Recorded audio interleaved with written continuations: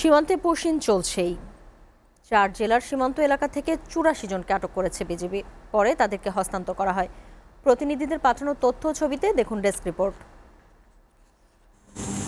ফেনী সীমান্তে 39 বাংলাদেশিকে পুশিন করেছে ভারতীয় সীমান্তরক্ষী বাহিনী। ভোরে ফেনীর ছাগলনাইয়া ও ফুলগাজী উপজেলার খেজুরিয়া সীমান্তে তাদের পুশিন করা হয়। বিজিবি জানায়, ফেনীর ছাগলনাইয়া ও ফুলগাজী উপজেলার যশপুর ও খেজুরিয়া বিওপির দায়িত্বপূর্ণ সীমান্ত দিয়ে 6টি পরিবারের 39 বাংলাদেশি নাগরিককে বিএসএফ বাংলাদেশে প্রবেশ করায়। ভারতীয় সীমান্তের কুমিল্লা অঞ্চল দিয়ে মোট 13 জনকে পুশিন করা হয়। তারা সবাই কুড়িগ্রাম ও টাঙ্গাইল জেলার বাসিন্দা এবং 3টি পরিবারের সদস্য। 13 জনের মধ্যে শিশু 7 জন। পঞ্চগড়ের বড়বাড়ি সীমান্তে নারী ও শিশুসহ 21 জনকে পুশিন করেছে ভারতীয় সীমান্তরক্ষী বাহিনী বিএসএফ। আটককৃতদের সদর থানা পুলিশের কাছে হস্তান্তর করা হয়েছে। এদিকে লালমনিরহাটের পাটগ্রাম উপজেলার গাটিয়ার ভিটা সীমান্ত দিয়ে গেল রাতে পুশিন করেছে ভারত। পুশিন করা 4 শিশুসহ 11 জনকে আটকের পর স্থানীয় বিজিবি ক্যাম্পে রাখা হয়েছে। এই ঘটনার সত্যতা নিশ্চিত করেছে বিজিবির ধবলসতী ক্যাম্প কমান্ডার নায়েক সুবেদার আব্দুল মতিন। এসিটিভি news desk. পঞ্চগড়ের বড়বাড়ি সীমান্ত দিয়ে নারী ও শিশুসহ 21 জনকে পুশিন করেছে ভারতীয় সীমান্তরক্ষী বাহিনী বিএসএফ। সীমান্ত এলাকার আরও খবর জানাতে আমাদের সাথে সরাসরি যুক্ত হচ্ছেন সহকর্মী কামরুজ্জামান টুটুল। চলে যাচ্ছি তার কাছে। টুটুল, পঞ্চগড়ের সীমান্ত দিয়ে পুশিন চলছে, বিএসএফ পুশিন করেই যাচ্ছে, আমরা খবর পেয়েছি। এমন ঘটনায় কি বলছেন বিজিবি? জি নুরুন নাহার, আপনি যেমনটি বলছিলেন, আজ কিন্তু বৃহস্পতিবার ভোর রাতে পঞ্চগড় সদর উপজেলার বড়বাড়ি সীমান্ত এলাকায় 21 জন বাংলাদেশি নাগরিককে বিএসএফ পুশিন করছে। যে ভারত বড়দরগা এলাকায় ভারতের ওপাশে যে টিয়াপাড়া ক্যাম্প আছে, সেই ক্যাম্প দিয়ে কিন্তু বিএসএফ বাংলাদেশে প্রবেশ করেছে তাদের।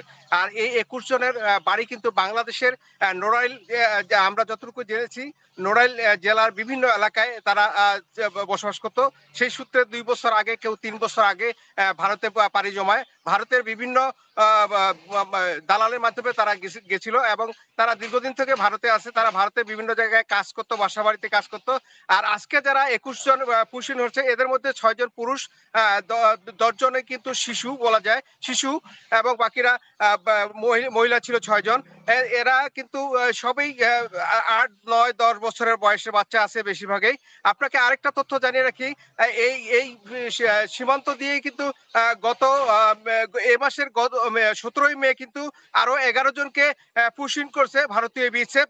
এই নিয়ে কিন্তু বেশ 2 বার পুশিন করলো ভারতীয় বিএসএফ। এতে কিন্তু বাংলাদেশ যে বিজিবি আছে, বিজিবি কিন্তু কড়া নিরাপত্তায় আছে। তারপরেও কিন্তু রাতের আঁধারে কিন্তু বিএসএফ এইসব মানুষদেরকে পুশিন করতেছে সীমান্তে কিন্তু। এদিকে যে আজকের যে 21 জন এবং গত 17ই মে যে 11 জনকে পুশিন করছে, এই কয়েকজনেই কিন্তু বাংলাদেশের নীলফামারী 56 ব্যাটালিয়নের আন্ডারে যে ক্যাম্পগুলো আছে সেই এলাকায়। অবশ্য এই ক্যাম্পগুলো পঞ্চগড় জেলার অভ্যন্তরে পড়েছে। তাই নীলফামারী 56 ব্যাটালিয়নের সিও বদরুজ্জামান তিনি আমাকে জানিয়েছেন যে সীমান্তে কড়া নিরাপত্তা রেখেছে তারা, এবং তারপরেও কিন্তু রাতের অন্ধকারে ভারতীয় বিএসএফ এই কাজগুলি করে যাচ্ছে একের পর এক। তো বাংলাদেশে কিন্তু বিএসএফ বিজিবি কড়া নিরাপত্তা রেখেছে, তারপরেও কিন্তু তারা এই রাতে অন্ধকারে এইসব কাজ করতেছে। আপনাকে জানি জি, যারা যাদের 21 জনকে পুশিন করছে, এদের পঞ্চগড় সদর থানায় কিন্তু হস্তান্তর করতেছে। সদর থানার ভারপ্রাপ্ত কর্মকর্তা সরোয়ার্দী আমাকে জানিয়েছেন যে মামলা প্রক্রিয়া আছে, মামলা চলমান আছে। এই ছিল পঞ্চগড় থেকে নুরুন নাহার। টুটুল, আপনাকে ধন্যবাদ।